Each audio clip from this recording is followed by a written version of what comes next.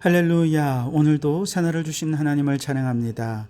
오늘은 우리나라가 광복 80주년을 맞이하는 날입니다. 우리나라의 광복뿐만 아니라 영적인 광복으로 주님 주시는 자유와 해방과 기쁨을 누리는 우리 성도들이 되시기를 주님의 이름으로 축복합니다. 자, 오늘은 사도행전 13장 1절로 3절까지 말씀을 보겠습니다. 하나님의 말씀을 경청하시기 바랍니다. 안디옥 교회에 선지자들과 교사들이 있으니 곧 바나바와 니게르라 하는 시므온과 구레네 사람 루기오와 분봉왕 헤롯의 젖동생 마나인과 및 사울이라.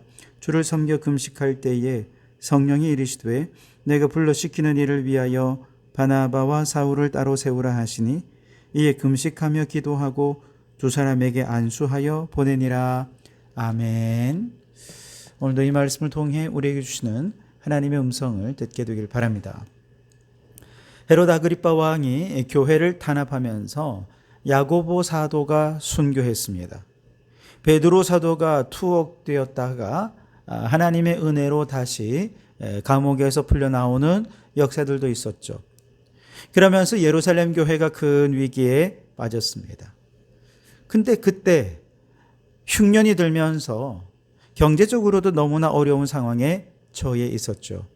그래서 안디옥 교회에서 부조금을 모아서 바나바와 사울을 통해 예루살렘의 교회에 그 부조금을 전달하게 됩니다. 그래서 11장 30절에 보면 바나바와 사울의 손으로 장로들에게 보내니라 그랬는데 12장 25절에 보면 바나바와 사울이 부조하는 일을 마치고 마가라 하는 요한을 데리고 예루살렘에서 돌아오니라 그랬습니다. 아마도 베드로가 투옥되었고 천사의 도우심으로 감옥에서 빠져나온 모든 과정에 마가다락방에 모여서 기도하던 성도들, 바로 그 무리들 속에 바나바와 바울이 부조하러 왔다가 함께 기도에 참여하게 되었을 것입니다.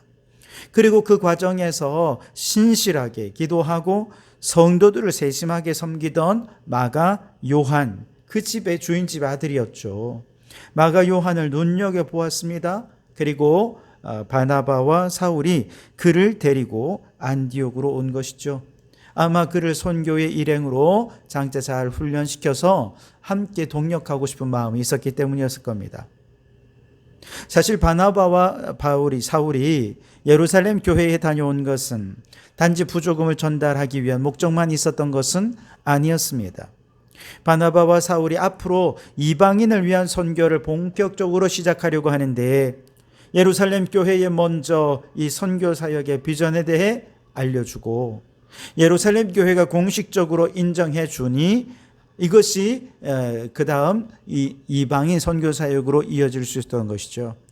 그래서 이 예루살렘 교회 방문은 그 교회의 선교 사역의 인정을 얻으려 하는데 또 다른 반복 목적이 있었던 것이죠. 그래서 이제 바나바와 사울이 예루살렘에서 돌아왔다는 것은 예루살렘 교회의 공식적인 인정을 받아서 이방인 선교 사역이 본격적으로 시작될 준비를 마쳤다는 의미가 될 것입니다. 그리고 바나바와 사울이 선교 여정을 떠나는 동안 마가는 안디옥 교회에 남아서 훈련하면서 다음번 선교 여정을 위해 아마 준비하게 했을 겁니다. 마가 요한은 바나바와 사울이 어떻게 선교를 준비하는지 곁에서 일일이 지켜보며 또 그는 선교의 꿈을 키워 갔을 것입니다. 그런데 무엇보다도 바나바와 사울이 이렇게 선교 여행을 실행할 수 있었던 가장 큰 이유는 교회 안에 믿고 맡길 만한 든든한 일꾼들이 제자리를 잘 지키고 있었기 때문에 가능한 일이었습니다. 만약에 안디옥 교회에 일할 일꾼이 없거나 지도력을 가진 사람이 없거나 혹은 교회가 분란이 있거나 갈등이 있다면 어떻게 마음 놓고 선교 여행을 떠날 수 있겠습니까? 다행히도 너무 감사하게도 교회는 평안했고 바나바와 사울이 해오던 역할을 얼마든지 감당할 만한 교회의 귀한 일꾼들은 이미 잘 세워져 있던 상황이었습니다. 1절에는 이렇게 믿음직하고 귀한 안디옥 교회의 일꾼들의 이름을 구체적으로 열거하지요. 안디옥 교회에 선지자들과 교사들이 있으니 곧 바나바와 니게르라 하는 시므온과 구레네 사람 루기오와 분봉왕 헤롯의 젖동생 마나인과 및 사울이라 그랬습니다. 5명의 지도자들이 소개되고 있죠. 이분들의 역할은 크게 두 가지였습니다. 하나는 선교사고 선지자고 하나는 교사였습니다. 선지자라고 말할 때 이는 미래의 일을 예언하는 예언자의 의미가 아니고요. 하나님의 말씀을 즉흥적으로 받아서 전하는 그런 역할도 아니고요. 단지 이들은 하나님의 말씀에 대한 뛰어난 해석자로서 말씀의 의미를 잘 깨달아서 성도들에게 전달해 주는 사람을 선지자라 이렇게 보았습니다. 뿐만 아니라 교사라고 하면 깨달아지고 해석된 하나님 말씀을 성도들이 이해하기 쉽게 가르치는 면에 있어서 특별한 은사를 받은 사람들을 교사라 그렇게 했던 거죠. 여기 5명의 안디옥 교회 지도자들은 모두 선지자로서 또 교사로서 지금까지 일당백하면서 안디옥 교회를 아주 든든하게 세워왔던 사람들입니다. 이게 다가 아니에요. 이들은 교회 일을 결정할 때 항상 제일 먼저 기도로 하나님의 뜻을 물었습니다. 2절의 앞부분만 보시면 주를 섬겨 금식할 때라고 말씀하시죠. 즉 이 5명의 지도자들이 이번에 바나바와 사울을 선교사로 세울 때 처음 금식 기도하는 것이 아니라 지금까지 교회에 중요한 일이 있을 때마다 금식하고 기도한 이후에 모든 일을 결정해 왔고 그러한 것이 교회의 전통이 되어서 이번에도 선교사를 파송하는 아주 중요한 문제를 앞두고 금식하면서 하나님의 뜻을 묻고 성령께서 같은 마음 같은 뜻을 품을 수 있게 역사하시니 한 마음으로 기쁘게 주의 일을 감당하게 되던 것이죠.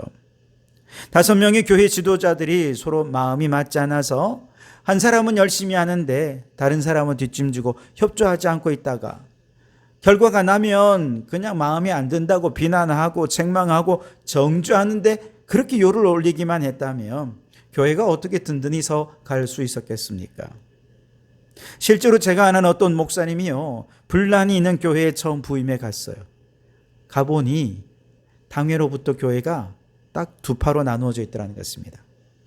목사님이 당회를 하는데요, 한쪽에서 의견을 내면 다른 쪽에서 무조건 반대, 이쪽에서 의견을 내면 이쪽에서 무조건 반대. 목사님이 하도 그러니까 아니 우리 기도해보고 좀 결정해 봅시다. 기도하자고 하는데도 그들은 하나님의 뜻에는 관심이 없어요.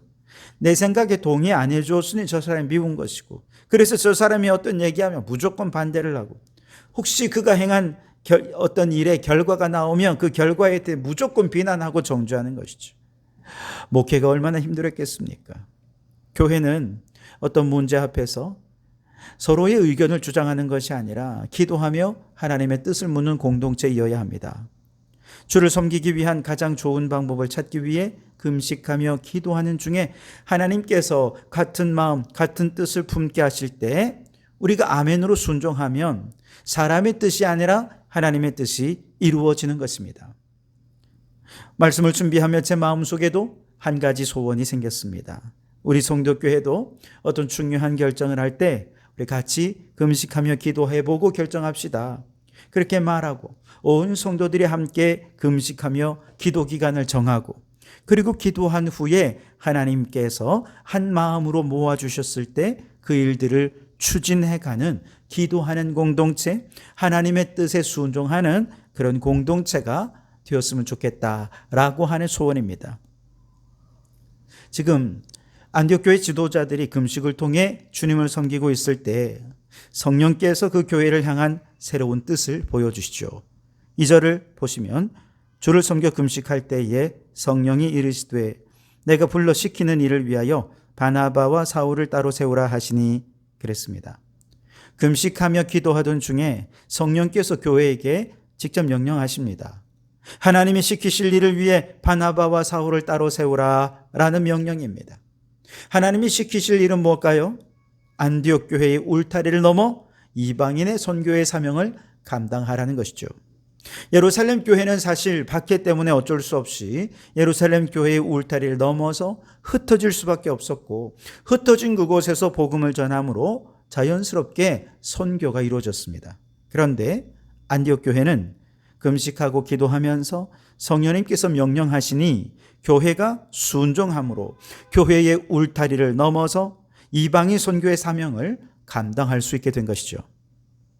지금까지 안디옥 교회는 순회 전도자들이 교회를 개척했고 바나바가 기반을 닦았고 사울이 견고한 뼈대를 갖추었고 니게르라 하는 시므온과 구레네 사람 루기오와 분봉왕 헤롯의 젖동생 마나엔까지 이렇게 훌륭한 교회의 지도자를 배출할 정도로 알차게 성장해 왔습니다. 이제 성령님께서는 교회의 울타리 안에만 머물러 있지 말고 이렇게 잘 성장했고 교회가 이렇게 알찬 교회가 되었으니 교회 안에만 머물러 있지 말고 이제는 교회의 울타리를 넘어서 주의 복음을 이방인들에게 전하라고 명령하신 것입니다. 그랬더니 안디옥 교회 성도들이 성령님의 명령에 민감하게 반응해서 순종한 것입니다. 안디옥 교회는요, 기도하는 교회였을 뿐만 아니라 성령에 민감한 교회였습니다. 저들이 어떻게 성령의 음성을 들었는지 우리는 잘 몰라요. 그러나 모든 지도자들이 동일한 성령의 음성을 들었고 그 음성에 아멘으로 반응하며 순종한 것이죠. 3절에 보시면 이에 금식하며 기도하고 두 사람에게 안수하여 보내니라 그랬습니다. 교회의 기둥 같은 지도자들이 선교사로 파송되는 일이잖아요. 많은 걱정이 없을 수가 없습니다. 교회 일꾼이 두 사람이나 빠져나가니까요. 그러나 성령님이 명령하시니 순종하는 거죠. 만약 교회의 지도자들이 우리 교회가 그러면 흔들릴 텐데 위험해질 텐데 혹은 이렇게 안정적으로 잘 성장하고 있는데 두 사람 빠져나가면 문제가 생기지 않을까? 자기 교회만 생각했다면 또 변화보다 지금 당장의 안정만을 생각했다면 혹은 재정적인 여력이 되냐 안 되냐 그것만 생각했다면 아마 안디옥 교회는 이렇게 성령님의 명령에 순종할 수 없었을 것입니다. 그런데 우선 믿고 맡길 만한 지도자들이 세워져 있었습니다. 그리고 또한 교회가 아무리 많은 비용이 들어도 성령님이 행하시는 일이라면 얼마든지 순종하겠습니다 라고 고백할 만큼 성숙해져 있었던 것이죠. 그랬더니 결국 안디옥 교회 성도들은 이렇게 성령님 명령에 순종해서 사울과 바나바에게 안수해서 선교사로 파송할 수 있게 된 것입니다. 여러분, 우리 성도교회도 성령님께 민감한 교회가 될 수 있기를 바랍니다. 기도하며 하나님의 뜻을 분별하고 성령님께서 명령하실 때 이런저런 핑계 대지 말고 돈이 없고 뭐가 없고 아닙니다. 이런 다른 것 다 고려하지 말고 주님의 뜻이오니 순종하겠습니다. 이 고백은 기도하는 사람만 할 수 있거든요. 이렇게 기도하며 주의 뜻에 순종함으로 우리 성도교회가 주님의 뜻을 이루어가는 우리 교회가 될 수 있기를 주님의 이름으로 축원합니다. 기도하겠습니다. 하나님께서는 안디옥 교회에 믿음직한 지도자를 세워주셨습니다. 우리 교회도 믿음직한 일꾼들이 많이 세워지게 해 주시옵소서. 하나님, 교회의 중요한 일을 결정할 때는 기도하고 하나님의 뜻을 따라 결정하게 하옵소서.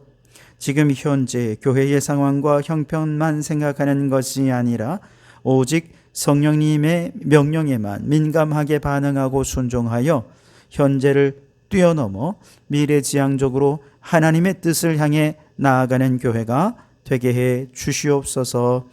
예수님 이름으로 기도하옵나이다. 아멘.